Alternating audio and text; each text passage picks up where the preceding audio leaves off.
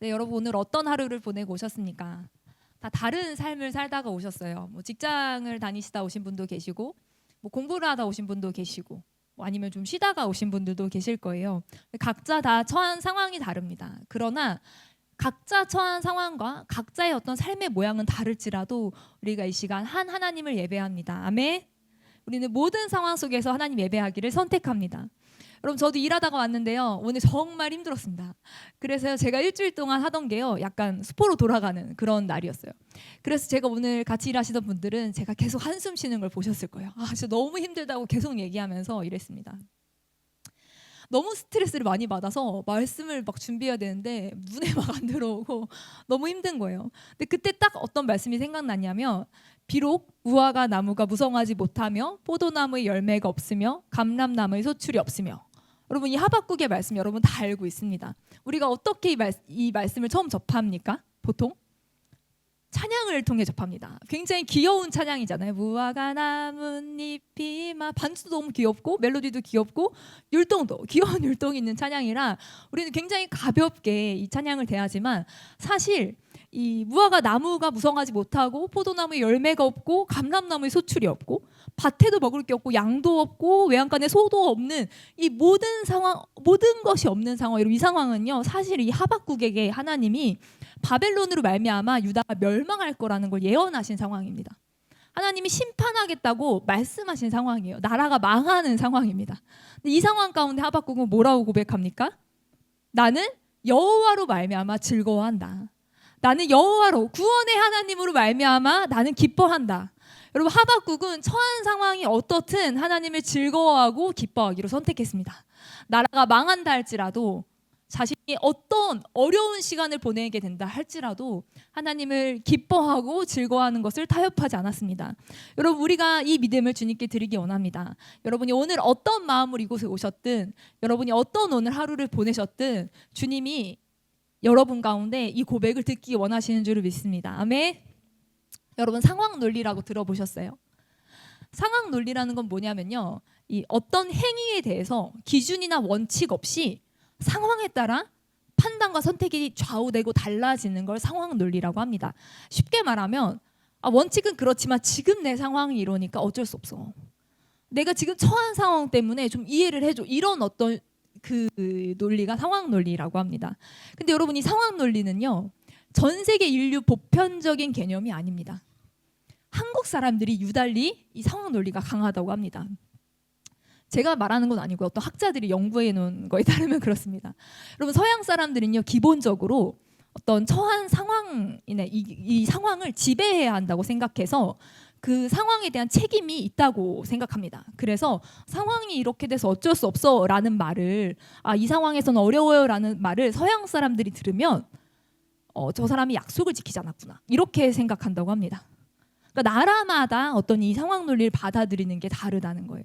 우리나라는 유독 이 상황 논리가 많이 있다는 거죠. 여러분 제가 인도에 잠깐 지냈었을 때 인도에서 이렇게 우기에 한 번씩 비가 엄청 쏟아지잖아요. 그러니까 진짜 양동이를 들이붓듯이 비가 막 엄청 쏟아지는데 약속이 있었어요. 만나기로 한 친구가 인도인 친구가 있었습니다. 그래서 나가려고 하는데 비가 진짜 엄청 많이 오는 거예요. 그래서 우비를 꺼내 입고 우산 두꺼운 걸 쓰고 슬립바를 신고 진짜 그 비 사이를 막 뚫고 너무 힘들게 약속 장소에 도착해서 딱 기다리는데 안 오는 거예요. 그래서 연락을 했어. 너 언제 오니? 왜 안 오니? 했는데 그 인도 친구가 뭐라고 하냐면 너 왜 갔냐는 거예요. 약속이 있으니까 왔잖아요. 왜 갔냐는 거예요. 약속이 있으니까 왔지는 비가 왔는데 왜 갔냐고. 그들의 상황 논리는 비 오면 약속 취소해요. 자동으로. 근데 저는 이게 핑계 아니냐. 비 온다고 안 오는 게 말이 되냐 했는데 비 온 데 간 네가 이상하다는 거. 이런 차이들이 있다는 거죠. 근데 그래서요 우리가 하나님 앞에 섰을 때 상황 논리를 나열하기 좀 어렵습니다. 하나님 제가 그때 좀 상황이 그랬잖아요. 하나님 제가 어쩔 수 없었다는 거 아시잖아요 라고 이 상황 논리는 우리의 면죄부가 될 수 없습니다. 우리는 말씀의 기준대로 살아야 함을 믿습니다. 아멘. 우리는 말씀의 원칙대로 살아야 하는 자들입니다. 그리고 이 상황 논리에 타협하지 않는 자들이 열방 가운데 있습니다. 여러분이 자녀의 목에 칼을 들이밀고 예수님 믿겠는가 했을 때 타협하지 않았던 자들이 역사 가운데 있었습니다. 여러분 우리도 타협하지 않고 말씀 앞에 서기로 말씀의 기준대로 살기로 결단하기를 원합니다. 아멘. 여러분 제가 예전에 튀니지에서 만났던 한 자매는 보자마자 저희를 이제 집으로 초청을 했어요. 그래서 교제하고 저희가 이제 무슬림들에게 복음을 나누듯이 자연스럽게 복음을 나눴을 때 보통 일반적인 반응이 있어요. 자기는 무슬림이고 너희는 크리스찬이고 다르다, 안 믿는다, 막 이렇게 일반적인 무슬림들의 반응이 있거든요. 자기는 무슬림이라서 너희가 말하는 복음을 받아들일 수 없다, 이렇게 거절했던 자매였어요. 2년 만에 재방문했는데 그 자매가 자기가 너희가 놓고 간 그 러브 스토리 요한복음을 읽었다는 거예요.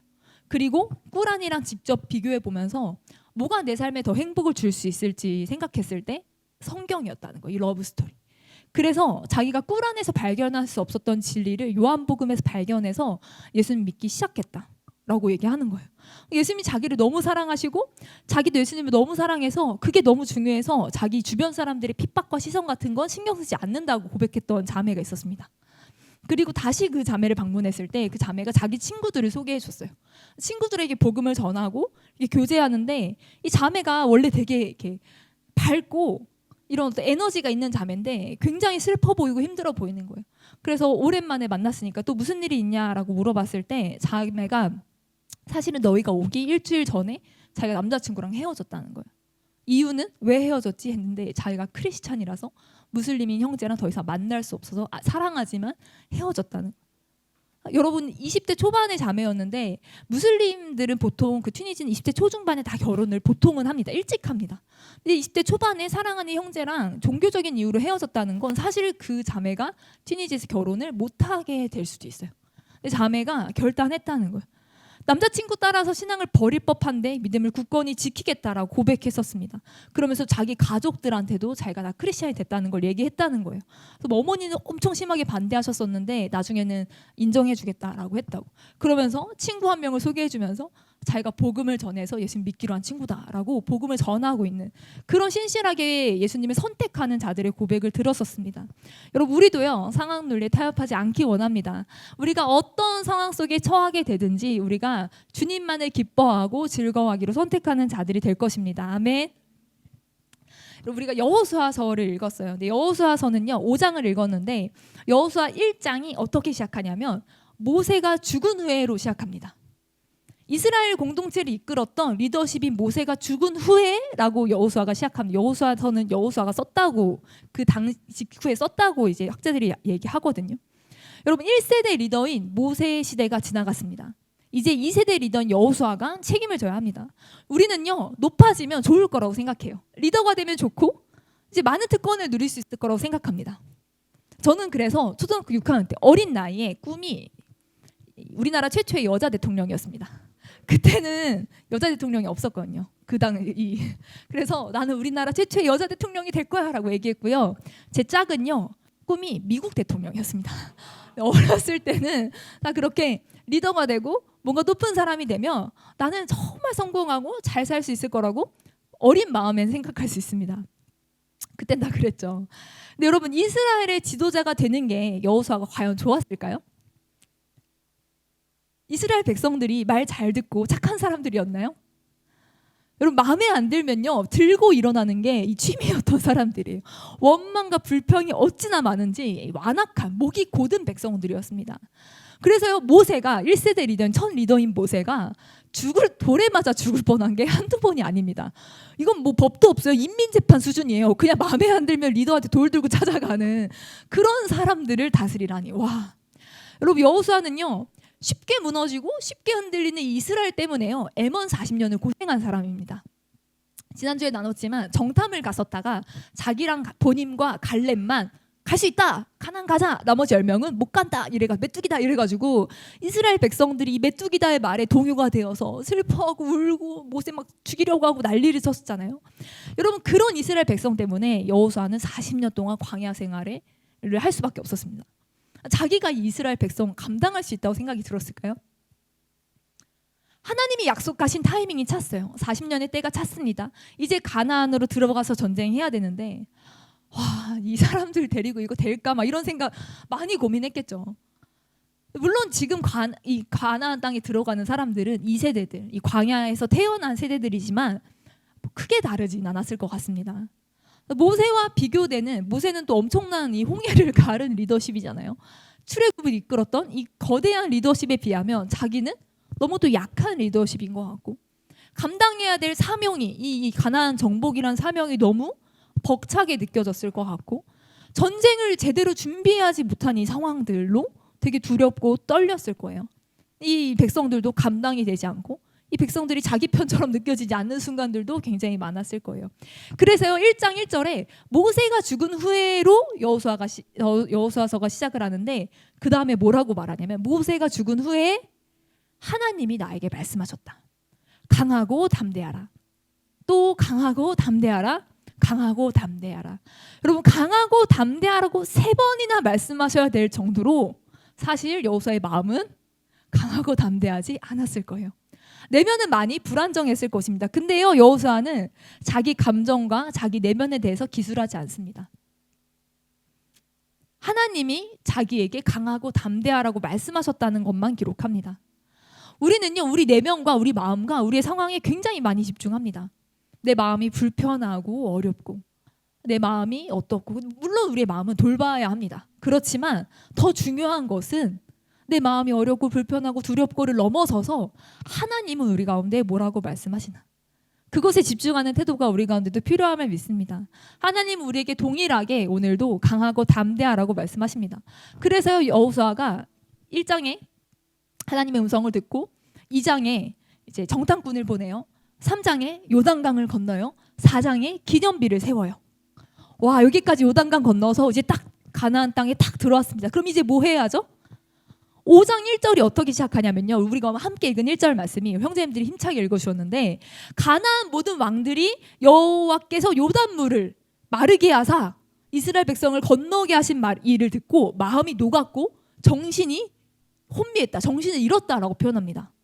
그러니까 이제 이 적군들이 완전히 머리가 하얗게 되고 정신이 하나도 없어져요. 이 사람들이 요단강을 건넌 이상한 사람들이야. 이런 일이, 이들의 신은 무슨 신이지? 막 정신이 혼란한 상황인 거예요. 그러면 이제 어떤 상황이에요? 와, 이제 싸우자, 됐다, 가서 정복하고 승리하자 해야 되는데, 2절에 하나님이 뭐라고 하냐면, 봐봐요. 하나님이 강하고 담대하라고 했어요. 요단강 정탐꾼 보냈고요. 요단강 건넜어요. 그리고 기념비를 세웠어요. 정복하면 되는데 하나님이 부싯돌로 칼을 만들어 할례를 행하라는 거예요. 지금 하라고? 적군을 앞에 두고, 앞에는 여리고성이 있고요, 뒤에는 요단강이 다시 흘러요. 앞뒤가 막혀 있습니다. 여러분, 출애굽 이후 광야에서 태어난 사람들은 할례를 행하지 않았거든요. 근데 광야에서 하지 좀. 거기는 적도 없고 거기는 시간도 많았잖아요. 구름 기둥이 움직이지 않을 땐 1년 동안 가만히 있었거든요. 그럴 때 얼마나 좋아요. 불기둥과 구름 기둥이 지켜주고 만나가 매일 먹을 것이 공급되어서 가만히 있어도 먹을 수 있는 그때에, 광야에서 그 안정된 때에 할례를 행했으면 얼마나 좋았을까. 근데 그때 하라고 안 하고, 그래서 아무 생각 없이 왔겠죠. 그래서 이제 이 적군들은 정신이 혼미해지고 너무 막 이제 정신을 잃고 마음이 녹고 있을 때, 이 아군의 사기, 우리는 막 하늘을 찌르고 싸우자, 이제 할 수 있다, 요단강도 건넜고 이제 저들도 우리를 두려워하고 이렇게 하고, 적군은 완전 사기가 바닥에 떨어진 이때 진격 앞으로 하면 게임 끝인데 이때 할례를 하라는 거예요. 이 타이밍이 맞는 걸까요? 여러분, 성인 남자가 포경수술을 하면 최소한 3, 4일 정도는 걷는 것은 물론이고 신체상 운신의 제약을 받는다고 합니다. 뭐 당신은 당연히 일주일 이상이었을 거예요. 군인으로서 아무것도 기능할 수 없습니다. 완전히 무장해제예요. 군사력에 지대한 손실입니다. 이건 뭐 군사로서 아무 기능도 할 수 없어요.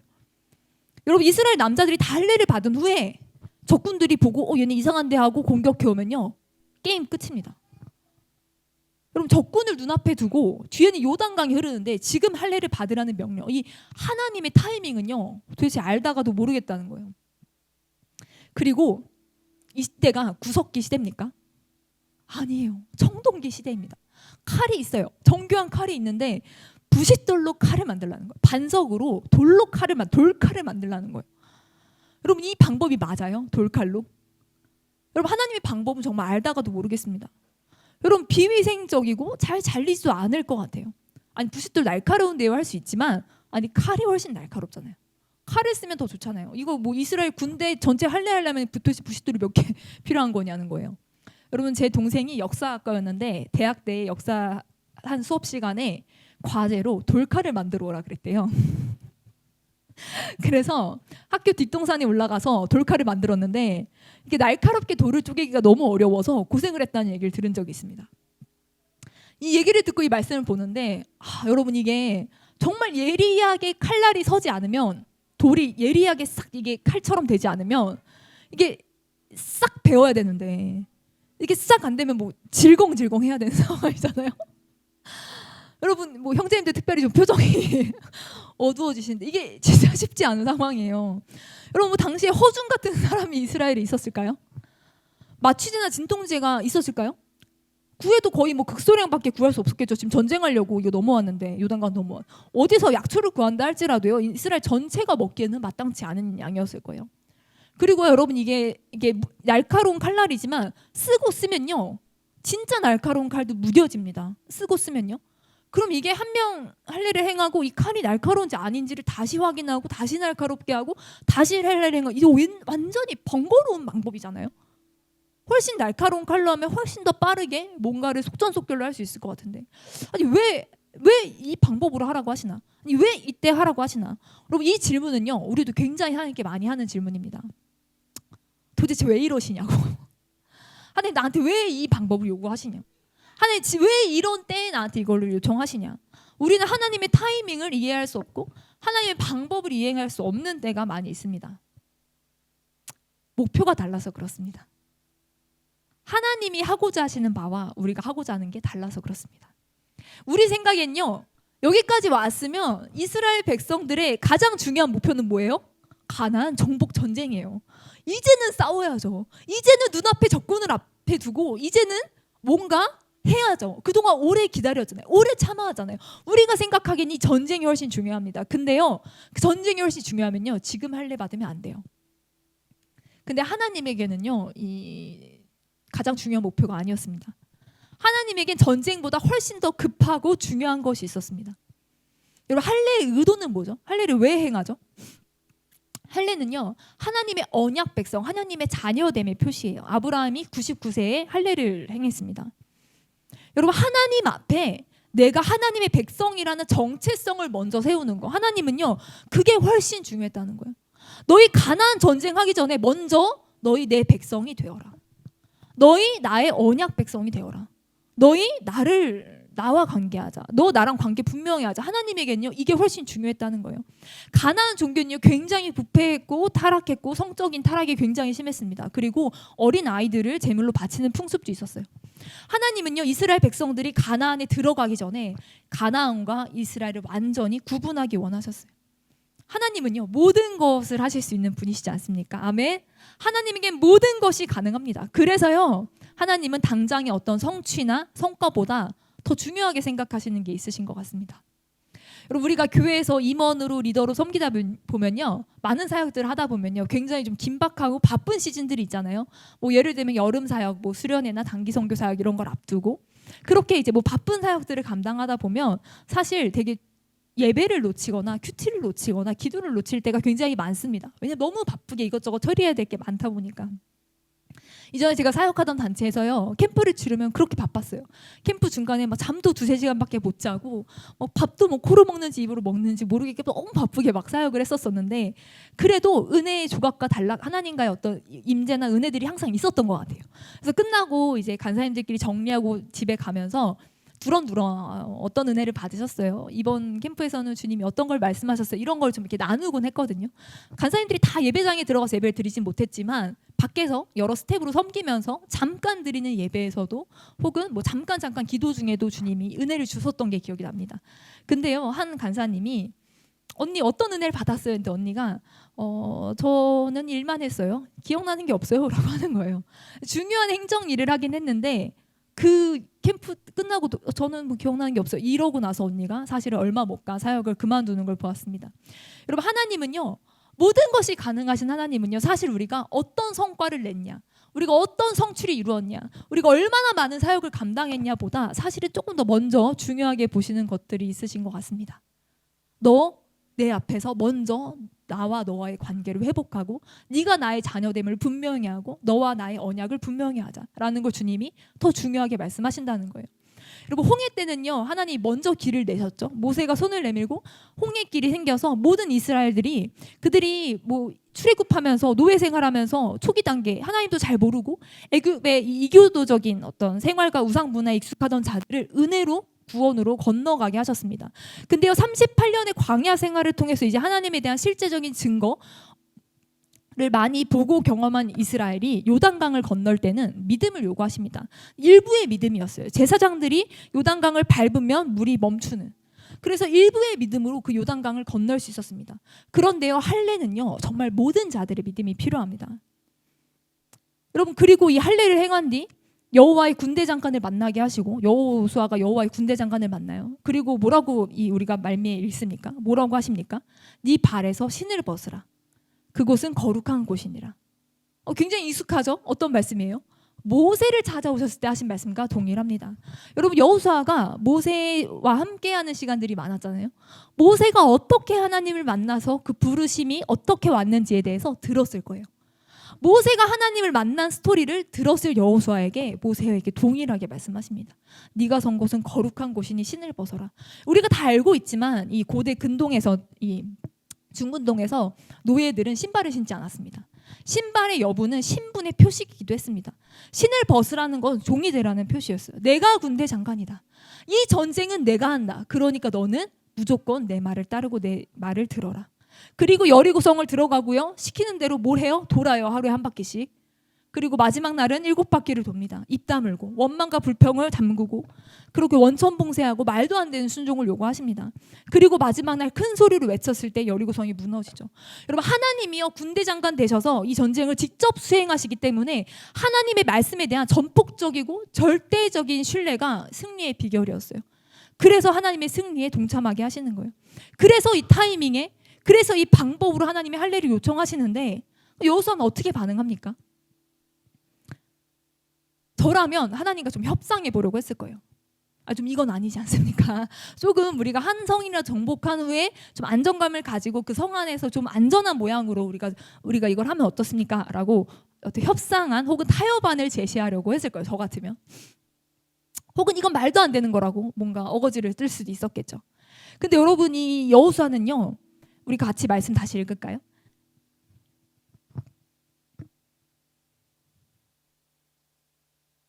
3절을 읽겠습니다. 우리 한 목소리로 함께 읽을게요. 시작. 여호수아가 시솔로 칼을 만들어 할례산에서 이스라엘 자손들에게 할례를 행하니라. 여러분, 할례산에서 할례를 행합니다. 근데 이 할례산이라는 게 뭐 거대하고 큰 산이 아닙니다. 이 산은요, 원어로 보면 기브아입니다. 기브아는요, 산보다 작은 자연적인 언덕이에요. 학자들은요, 길갈 근처에 있는 작은 동산으로, 언덕으로 단체로 할례를 행한 후에 이 할례산이라는 이름을 붙였을 거다라고 지명으로 봅니다. 뭐 할례 후에 베어낸 표피를 이곳에 묻었다라고도 얘기합니다. 어쨌든 큰 산, 높은 산은 아니더라도 좀 작은 동산이라는 거예요. 거기 위로 올라가서 할례를 행한다는 거죠. 할례산에서 동산 위에 올라가서, 여러분, 형제들이 막 피가 튀기고 고통하고 뒹구는 그 모습을 그대로 적군 앞에 노출시킵니다. 은밀하게 장막 뒤에 숨어서 해도 이거는 쉽지 않은 일이에요. 지형적으로 숨을 수 있는 공간을 찾아서 해도 괜찮은 일이에요. 하라고만 하셨으니까. 근데요, 하나님이 믿음으로 할례해라 라고 말씀하실 때 여호수아는 협상하거나 타협안을 제시하지 않고 오히려 자신들이 할례하는 모습을 숨기려고 애쓰지 않고 그냥 노출시켜버립니다. 적군 앞에. 믿음을 요구하시면 여호수아는, 믿음을 요구하십니까? 믿음으로 반응합니다. 라고 여호수아는 나아갔다는 거예요. 여러분, 성경은요, 필요 이상으로 믿은 자들의 행전입니다. 우리는 딱 필요한 믿음까지만, 필요한 만큼만 믿으려고 합니다. 근데요, 성경은요, 소극적인, 수비적인 믿음이 아니라 적극적이고 공세적으로 믿은 자들이 하나님의 나라의 역사를 이룬 고백입니다. 여러분, 마리아는요, 예수님이 분명히 때가 아니라고 했지만 하인들을 준비시켰어요. 수로보니게 여인은요, 개취급을 당했지만 자기는 부스락이라도 먹는다고 했어요. 백부장은요, 말씀만 하셔도 낫는다고 했고요. 혈루병 걸린 여인은요, 옷가에만 손을 대어도 낫겠다고 생각했고 그걸 행동으로 옮겼습니다. 중풍병 친구들은요, 지붕을 뚫어버려요. 여러분, 하나님은요, 우리가 하나님의 믿음을 요구하실 때 우리가 믿음으로 반응하기를 기대하십니다. 아멘. 그리고 그 믿음의 크기를 키우기 원하십니다. 히브리서 11장 믿음장에 보면요, 믿음으로 노아는요, 비가 한 번도 온 적 없는데 비 와서 세상이 멸망한다고 말하면서 방주를 지어요. 믿음으로 아브라함은요, 갈 바를 알지 못하고 약속의 땅으로 나아갔다. 그리고 하나뿐인 아들을 바치기로 했다고 말합니다.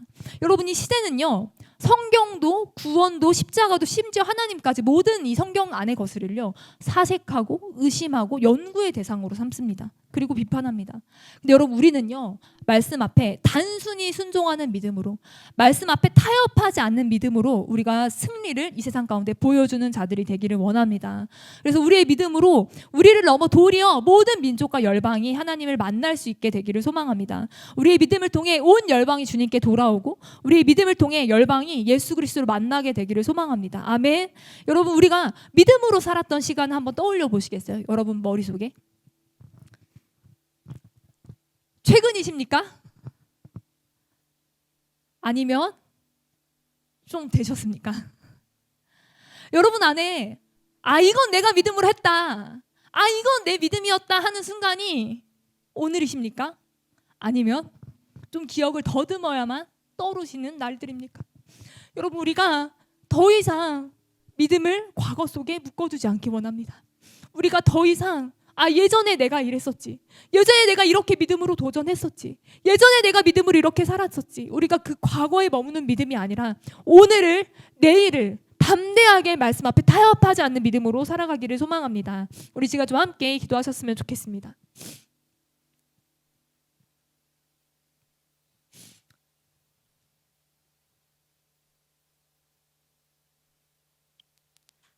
우리 시간 기도할 때 하나님, 내가 더 이상 내 상황에, 내 상황 논리에 타협하지 않겠습니다. 어쩔 수 없었노라고, 내가 두려웠기 때문에, 내가 힘들었기 때문에, 내가 어쩔 수 없었노라고 주님 앞에 나의 상황을 이해해달라고 설득하는 자들이 되지 않기를 원합니다. 또는 주님이 믿음을 요구하실 때 너 적정한 타협안이나 너 적정한 어떤 협상안을 내미는 자들이 되지 않기 원합니다. 하나님, 여호수아처럼 하나님이 내 생각으로는 이해되지 않는 때, 내 이성으로는 동의되지 않는 때 주님이 요구하시는 믿음이 있다면 하나님, 믿음을 요구하실 때 내가 더 큰 믿음으로 나아갑니다.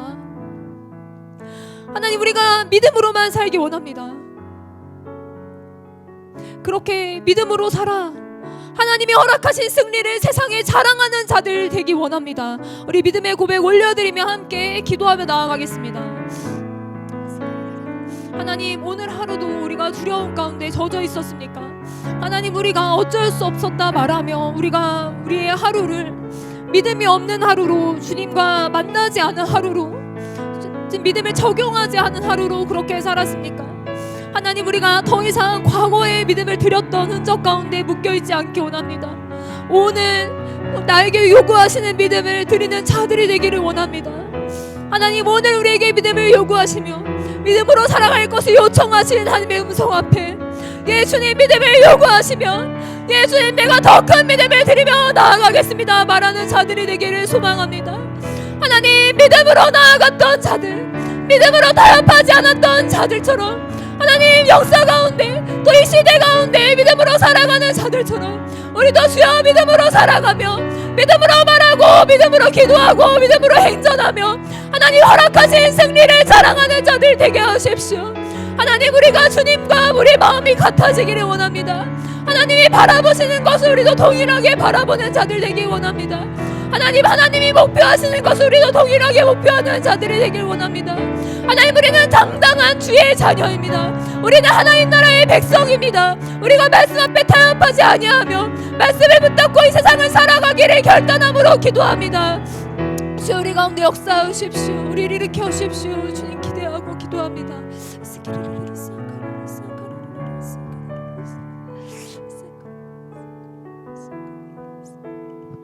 하나님, 우크라이나의 전쟁 중에도 복음을 증거하고 있는 그 교회들처럼 열방의 수많은 핍박과 박해 가운데도 복음을 포기하지 않는 저 성도들처럼 하나님, 우리가 그렇게 담대한 믿음으로 오늘 하루를 살아나기를 소망합니다.